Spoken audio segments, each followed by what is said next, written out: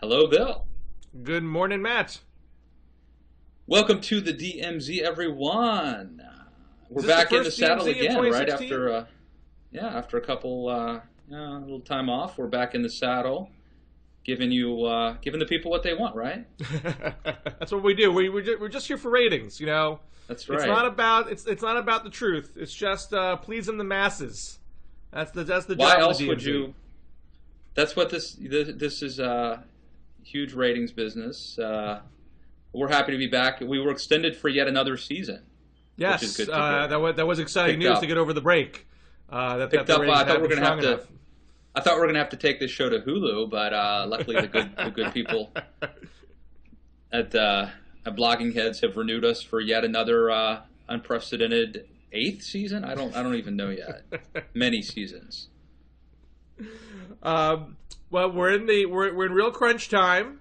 As I argued in my famed Jeb Bush's John Kerry piece, it was 27 days before Iowa when John Kerry hit 4% nationally. I believe as of today we're at 25 days till Iowa. This is when the Oppo research comes crashing down. This is when all the nice words through gritted teeth begin to fade, and the hard punches begin to be thrown. So we've seen in the past week Ted Cruz attacking Marco Rubio for his style of boots, and we've seen Donald Trump let me hit ask Ted you Cruz for being Canadian and not possibly ineligible to be president. the boot thing. Yeah. Okay, Rick Perry wore boots. Ted Cruz wears boots all the time. Marco Rubio wore boots this one time. Now, I get the fact that they're sort of like hipster boots. They're not like rugged cowboy boots. But people were sort of alleging that he was using them to heighten. Which, if you're going to make that allegation, you could. I mean, any cowboy boot does that. I mean, when Ted Cruz or Rick Perry wears cowboy, it's going to give you a couple Cruz and extra Perry inches. are at least from Texas. You could see why they were wearing cowboy boots. If Rubio was wearing cowboy boots, that might seem particularly phony. Well, but I think it was like he was wearing like black slacks with like shiny black boots, and so I think that might be part of what it was. If he was wearing look, I have a pair of cowboy boots, but I wear them with like jeans and they're brown, and so it's a little different. I think maybe it was sort of a dandy type of look. Right. That's the charge. I don't quite know what the charge was, but that's my. Well, I mean, the Cruz people would say they were high heel booties. I mean, I feel like there's definitely a dandy, effeminate tag being put on it there. And I saw the picture. They're exactly like any cowboy boots in terms of the heel part, though. That's what I don't get. As someone who is more understanding of the conservative mind, someone who has seen conservatives play this card on Democrats. John Kerry was hit for being French. 9 ways till Sunday, 7 ways till Sunday back in 2004. Republicans like that kind of charge at times. Does that punch land in a Republican primary? Well, I don't think that. I think that there's so much crap out there now that no one punch is going to be devastating like Dukakis in the tank. You know what I mean? I just think this is one more throw something against the wall. I think we'll be on to something else tomorrow. So I think it's like one data point if you're on the fence about Rubio and they're trying to portray him, I guess, as like a feat or something. Like it's like one data point, but I don't think there's anything anymore that's like, it's the depth of outrage, and everybody attacks everybody all the time for everything. So I don't think that this is like gonna really have a big impact. I think it's just a sort of a story of the day kind of thing. But it's weird. It's weird. And what about the Cruz Canada thing? The Cruz argument has been that conservatives can win if conservatives unite around him, and the establishment gets divided between Rubio, Bush, Kasich, Christie, and to have Trump go after Cruz on birtherism I mean, and we've seen how potent the birtherism charge has sustained versus Obama on the right, not in the country generally, but the charge lives on the right.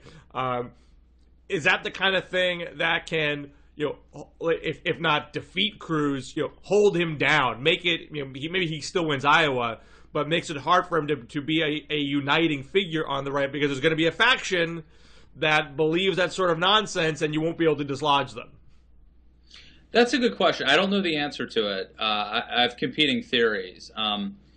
One theory would be that it does matter because there's X number of people, not a majority, but X number of people who are hung up on this issue. And the other theory would be that this is like a selective outrage thing, that if they like the guy, they don't care. And if they don't like the guy, then all of a sudden it matters greatly. So I don't know where it's going to shake down. I think the X factor is, how hard does Trump push this? He does have the ability to redefine what is legitimate, So he can take an issue like the Bill Clinton sex life, which I think we all got the memo that was off limits, that it was old news, that it didn't matter. And he was able to create a permission structure where it was a legitimate issue. And so I think it's possible that Trump could do the same thing with this issue in Cruz if he was relentless enough, if he repeated it enough, if he decided to push it. So far, Bill, you tell me, and I know Ann Coulter was tweeting sort of supporting Trump, saying that Cruz is not a natural-born citizen. But even though she 2 years ago tweeted in defense of Cruz on that point, she's totally flip-flopped on that point because she's so enamored with Trump and immigration. She may not be. I'm starting to think she may not be 100% consistent. But you tell me is it just me, Bill, or does it still feels like Trump is pulling punches when it comes to Cruz, that he's not going all in on these charges the way he did against even Ben Carson, but certainly Jeb and others. Well, Trump seems very stuck on a image of being a counterpuncher. That if you go after me, then I'm going to come at you 10 times hard. And Cruz never goes after Trump, so to proactively go against him, carries more of a whiff of desperation that you are worried about Cruz, not that you just like punching people. So Trump baits Cruz by saying things that are like a level 3 attack, hoping that Cruz will respond and defend himself. But when Cruz refuses to do that, so then Trump can't do. Trump's not granted this permission to go nuclear on him. I mean, every time Trump says something negative about Cruz, it's done in a kind of, I don't know. I mean, Cruz, he's Cuban. The Cubans aren't evangelicals. I don't know. Right. That's what I hear. Well, that's the same thing he said, though. Like, didn't he say something like, I don't know a lot, I don't know a lot about Seventh-day Adventism, but, he had the same sort of thing with Carson, but somehow he ended up really going after Carson and essentially accusing him of being a pedophile or something, right? I forget. Refresh my memory on it. Was like against the story that he had stabbed they stabbed a family member, and it was a chronic something like. It's like people don't get over this, or he tried to kill his mom. It's like being psychotic. I think it was. Whatever it was, did Carson do anything to deserve that from Trump? He might have. He might have. No, I don't think Carson said something to Trump to prompt that. You know what? I think Carson did have a sort of a veiled thing after Trump said that he doesn't ask God for forgiveness.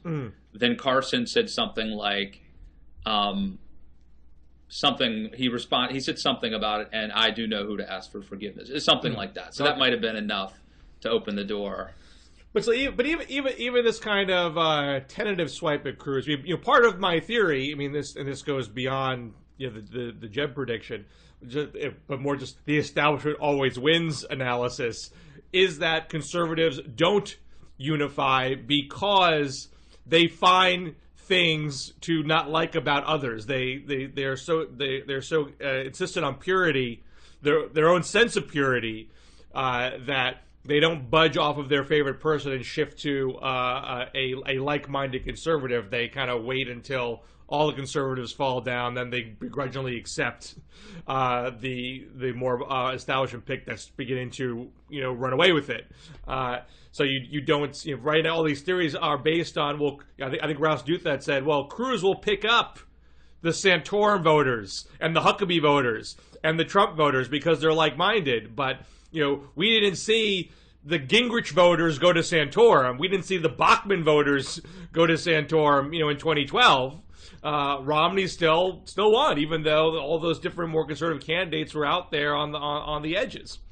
So if you have a chunk of people, even if it's not even that big a chunk, saying I just can't abide by Cruz because he's not American, that just makes the unity project all the harder. I think there's something to that.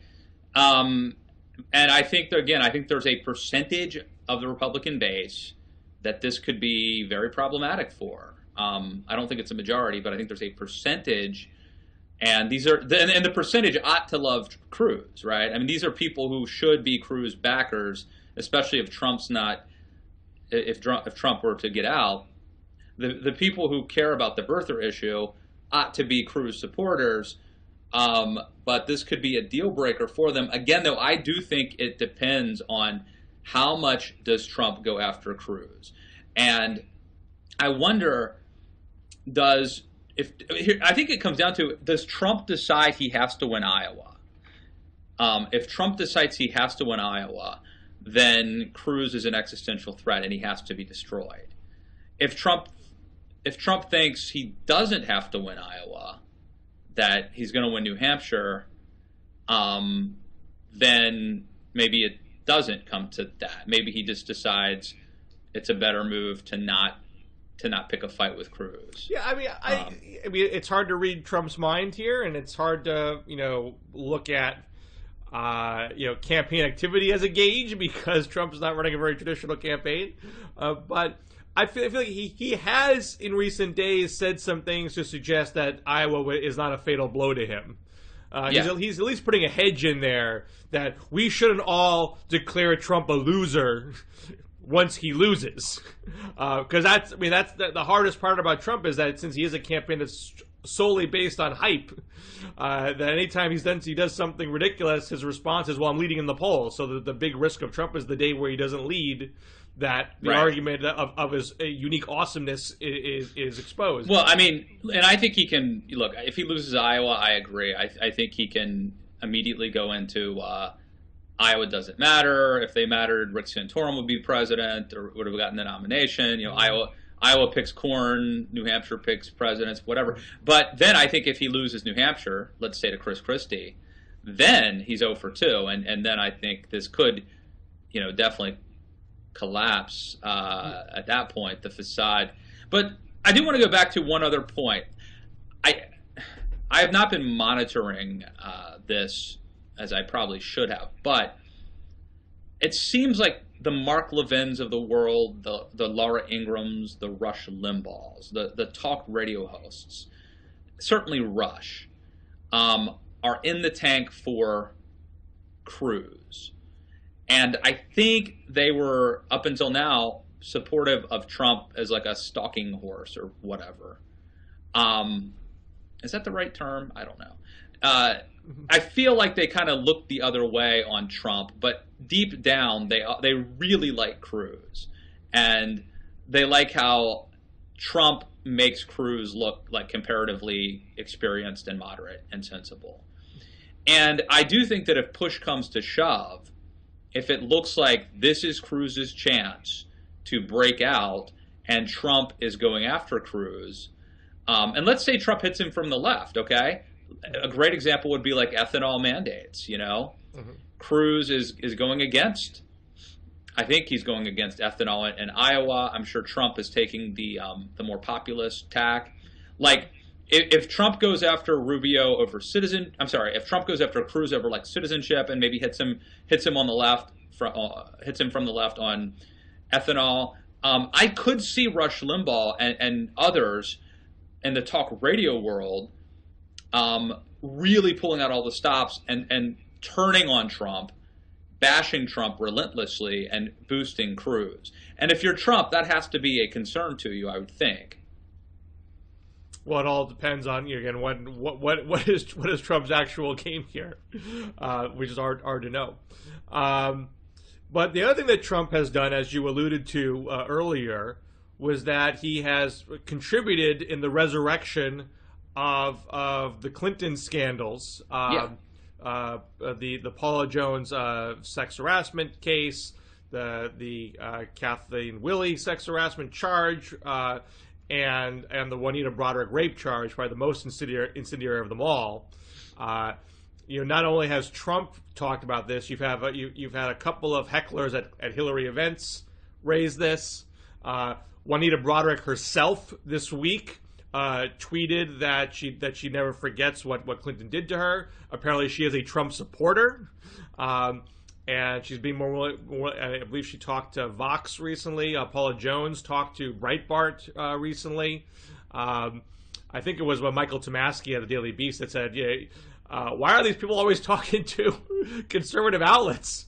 I mean, Vox is not, of course, but it's been easier for the Clinton side to discredit them and say that this is all politically motivated because they tend not to have their stories be validated by mainstream media publications. But be that as it may, this is all happening against the backdrop of a very relentless and I'd say successful push on the feminist left to rethink and reassess allegations of rape and sexual assault, and to put the burden of proof on the accused and not the accuser, which has paid off in the Bill Cosby case. Right. So, and Trump is certainly trying to draw those parallels now. When Hillary was asked at this point, Kirsten Powers had a column about the bills yesterday in USA Today. Right. And when Hillary's asked about this point blank, she says, I believe that women who are accusing should be assumed to be telling the truth unless evidence proves them otherwise. And so this sort of leaves it at that.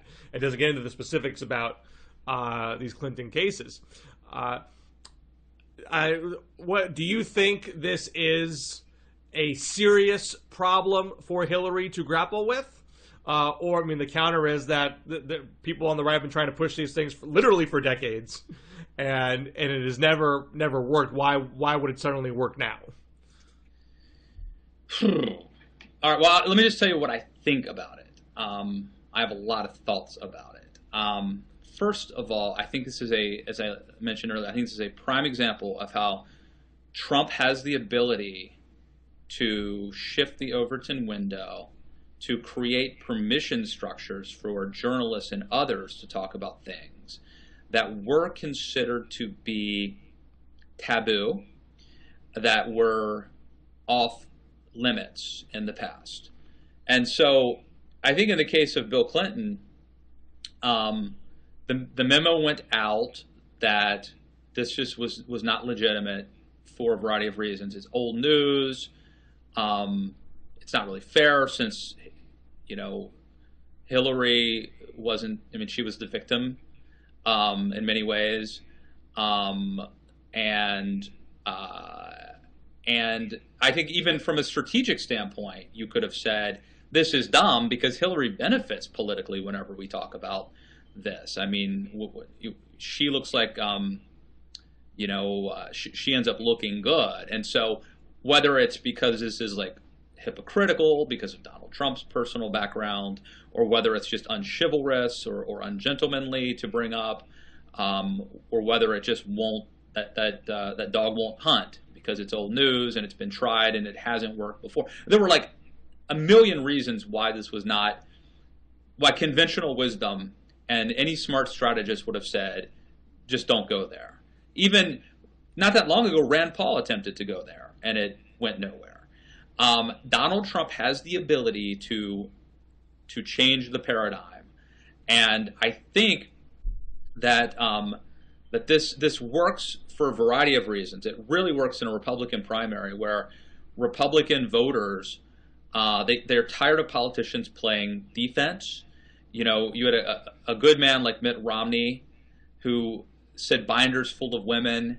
They turned that on him. The war on women thing. He was playing defense, and here you have a guy named Donald Trump who's going to go on offense. And if Hillary tries to play the victim card, the woman card, or the war on women card, he's going to turn it around on her. He's going to go on offense. He's going to talk about how she, was a part of a campaign to discredit women who seem to have been victimized by her husband. Certainly, in the case of Monica Lewinsky, it's indisputable that that this was a man who was in a position of power, who utilized that power to get something he wanted from someone who was not in a great position to say no to that power. And I do think as you mentioned, Bill, the other really interesting thing happening now is how this really fits into the Bill Cosby story, how this fits into a narrative of men named Bill in the 1990s who were very powerful, who may have abused some of that power, and how in 2015 and 2016 that no longer plays well. Things have shifted, and so I think this is important. And as much as I don't like Donald Trump, as much as I have grave reservations about Donald Trump, I do think that he could be a much more potent general election candidate than some people think. And I do think that he has this uncanny ability. You know, if you're a conservative and you're worried about the Clintons and the left demagoguing your candidate, demonizing your candidate, bringing up the war on women, trying to turn us into mean, horrible, evil people, and we just take it and no, we're not bad. Donald Trump may be your answer to that problem. But your argument is that Trump is impressing Republicans by making this charge, and that's part of it. I certainly can see that. But these are the people who have believed these charges from the beginning. So I mean, that's a literal preaching to the choir. I think the tougher question is, in a general, does the changed landscape on issues of rape and sexual assault make it so Hillary would lose support on the left if these charges were recirculated during a general election? Right. Whatever boon she might get from women voters being an historic female candidate, would that be wiped out or even become a net negative if you have a contingent of women who turn on her, thinking that she was abetting and protecting Clinton, her husband, from these charges? Yeah. I would say two things, Bill. I would say, one, on the merits, it is possible that this could matter in a general election because, there is a case to be made that Bill Clinton did some horrible things and that his wife was part of aiding and abetting that and putting down the, quote, bimbo eruptions. And that case has not really been heard. First of all, there are a lot of people who don't remember it, young women who don't recall it, weren't alive or weren't, sentient during that time or cognizant of it. I also think that there's a possibility now to get this message out in a post-media filter world with the internet in a way that you couldn't get out in the 90s. But the other point I would make is I think this, aside from the obvious point that this plays well in a Republican primary, I think that in a general election, this does something else. Even if this issue doesn't resonate, this sends a message to the Clintons. This is a shot across the bow, and it tells them, you come at me with a knife, I come at you with a gun. You put us in the hospital, we put you in the morgue. That's basically what this says. And I think it's this sends a signal that, guess what, talking about your husband's indiscretions may not hurt you politically, but I bet you would prefer not to do it. I bet you would prefer not to spend the next 6 months talking about that. Well, and having that dredged up again. So guess what? Anytime you come after me, there's going to be retribution. There's going to be a price to pay.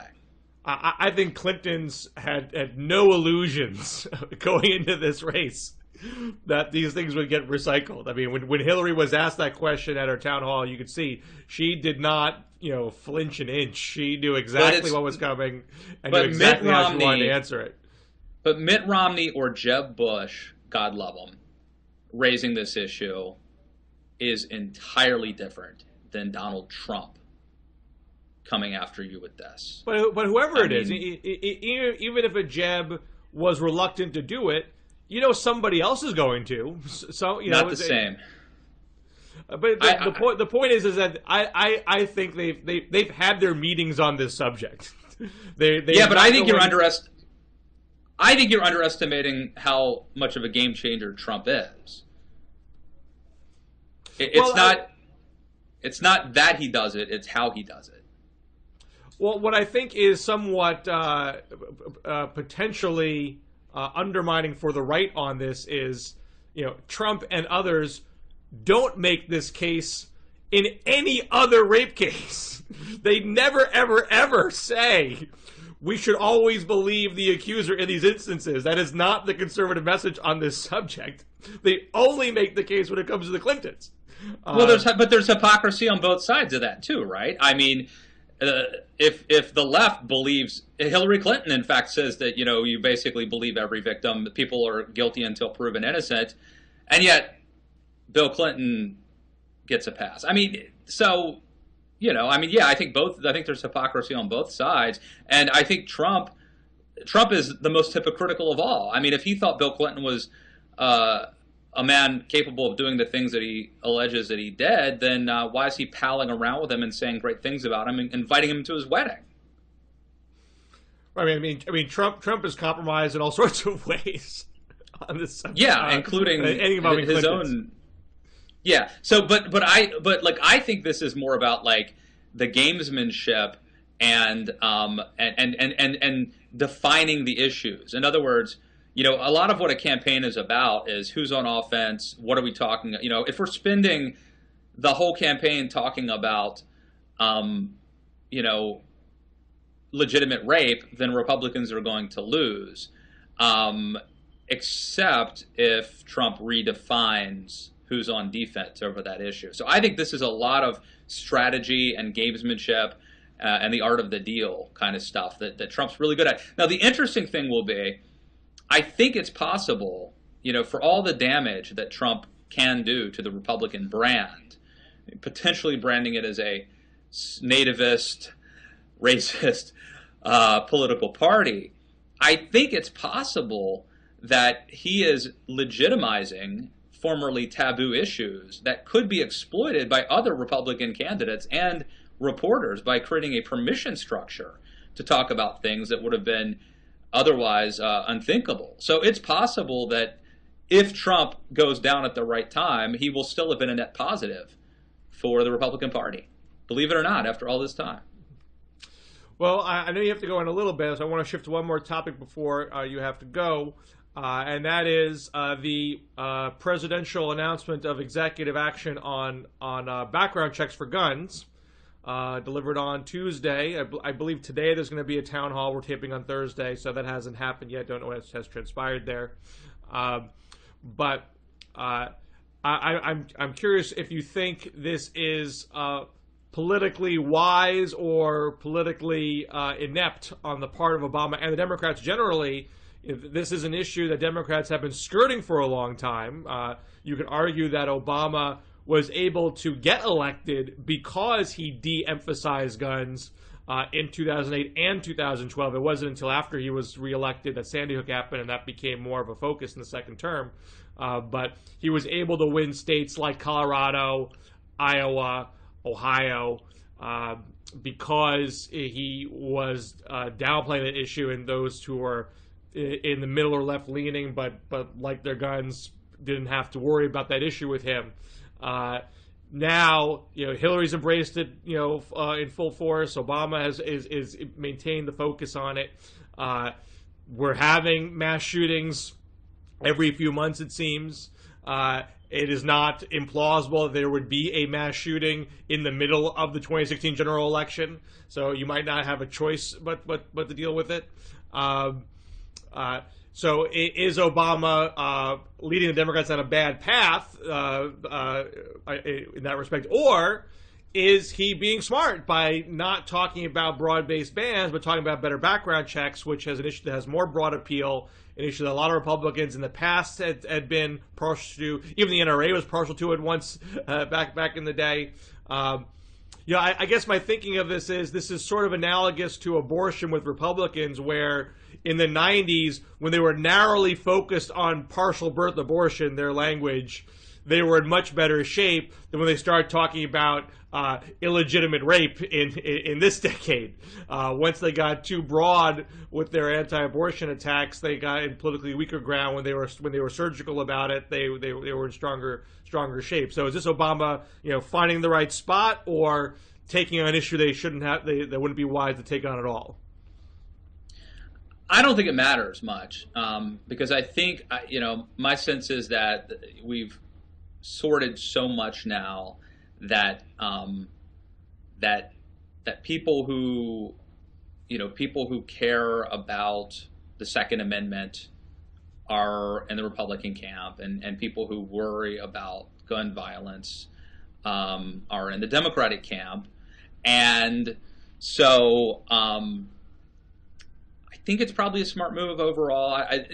These orders are essentially clarifying laws that were already on the books. I don't think that they move the needle. I don't think that they're going to prevent any gun violence. Isn't that what Republicans say that we should do? They always say we should enforce our laws better and not pass new laws. Yeah. So why not just pat Obama on the back and say, thank you for doing things the way we said you should do them. Let's enforce our laws and go forward from there. Why even take the knee-jerk oppositional position once he does that? Well, I think it's in the best interest of everybody to make this out to be more than it was. I mean, if you're Obama, if you're Democrats, you want to pretend that this is going to make a difference. And if you're Republicans, you want to pretend that this is just an incremental erosion of Second Amendment rights, because you can gin up your base. I mean, both sides want to, Obama wants to use this to gin up his base. We're getting things done, but there's more we can do. We actually need to, but I did everything I could do. And Republicans want to say they're coming to take your guns, and they don't even need Congress to do it, to start chipping away at your gun rights. I mean, didn't Trump said something to that effect recently? So I think it's in everyone's best interest to pretend as if this was like a much bigger deal than it actually was. But I do think, I will also say, as the sort of the representative of the right here on this show, I would say that I do believe that there is a legitimate fear that people want to take away gun rights, and that the way it will be done is incrementally. And so you basically have to fight any encroachment, any attempt, any putting the camel's nose under the tent, because if you don't, if you start ceding ground slowly, you wake up one day and they're coming to get your guns. Well, that's always the fear. I mean, and I think the left has that on abortion too. But I think, as we've seen, you can concede on, say, parental notification and not lose the entire right to abortion. It is possible to draw a line. It is possible to say, yes, there's a Second Amendment right to have a gun, but we should have effective background checks. I mean, that is a doable thing. Why not? Well, I will also say, I think there's also a real concern that people talk about the gun show loophole, but basically, if you are a licensed dealer, it doesn't matter where you're selling a gun. You are required by law to do a background check. This is my understanding. The real concern that conservatives have is that essentially individual sales, which sometimes happen at gun shows, but sometimes happen in people's yards or houses. You know, if I want to give my cousin a gun, or if my grandfather wants to hand down the family heirloom to me,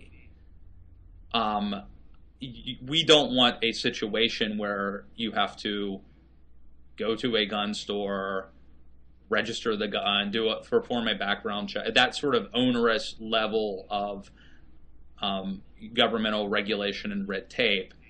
That's really the loophole, and that's really a sticking point with conservatives. If I can't give my son, or, well, my son's a bad idea, seeing as how that they're not very old, but if you can't give your son, your brother, your cousin, your gun, then that really cuts against the grain of us as conservative individualists, rural folks, that you would have to get the government somehow involved in that transition. Really cuts against the grain. If your cousin had a criminal record, or your cousin had a severe mental illness, and you knew that, and you gave the cousin the gun, and the cousin went out and committed a crime, isn't that problematic? I certainly would not do that. I certainly would not do that. But, I mean, I think, you raise a valid question, which is, what we have is a clash of culture here. This is a culture clash. And it is, do we want to prioritize individual liberty, tradition,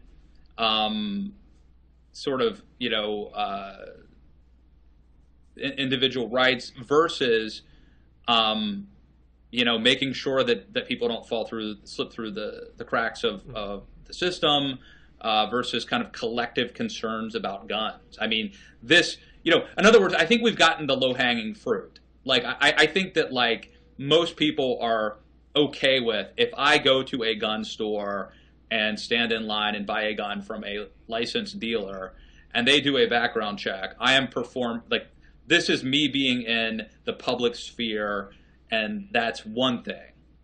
Me not being able to give a gun to my cousin, or my grandfather not being able to give me, his hunting rifle before he dies, us having to get the government involved, that feels very different. That's very much going against our way of life. And it's a cultural thing. And so that becomes a sticking point. And I think you could certainly make an argument. It's not trying to deny people to be able to do that. It's just to make sure that when that happens, it's not a backdoor way to put the gun in the hands of someone who really should not have one, because they would otherwise fail a background check.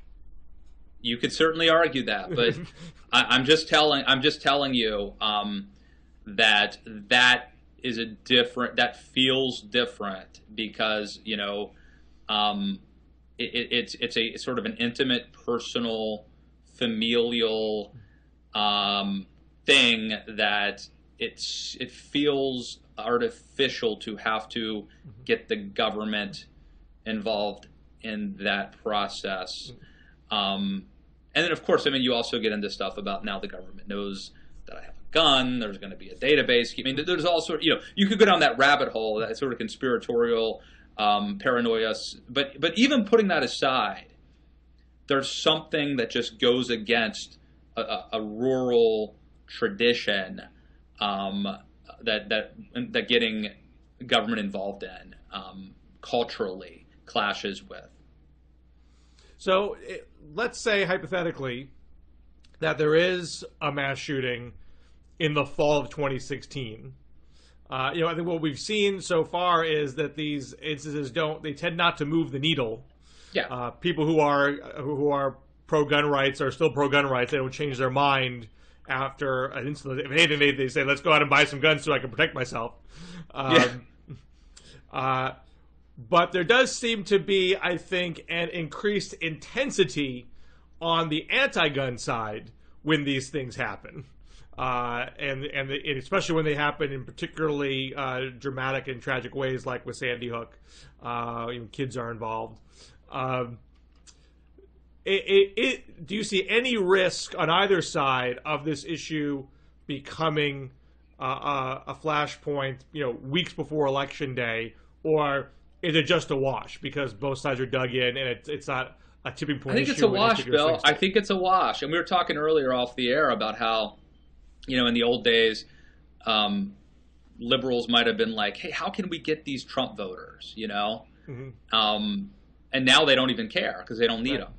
Right. And I think the same thing with the gun issue. I think there was a time not that long ago where it was perceived that Democrats had to get that issue off the table. Someone's calling me. Where they had to get that issue off the table. It was hurting them in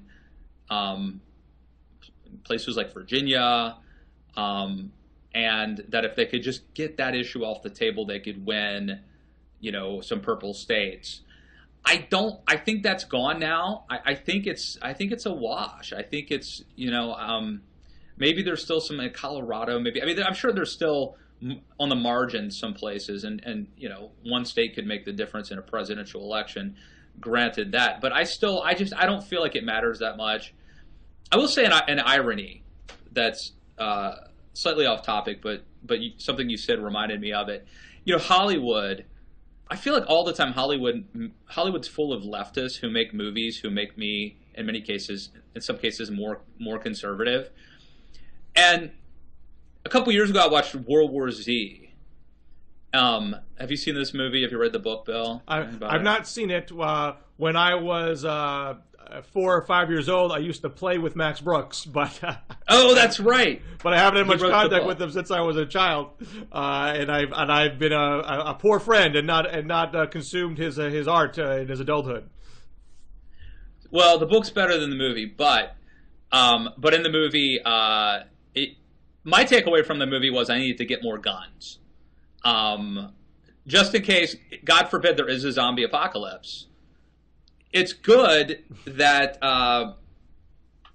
it's a good thing to have some guns laying around. And so anyway, that's an interesting aside. Well, we do have to wrap things up.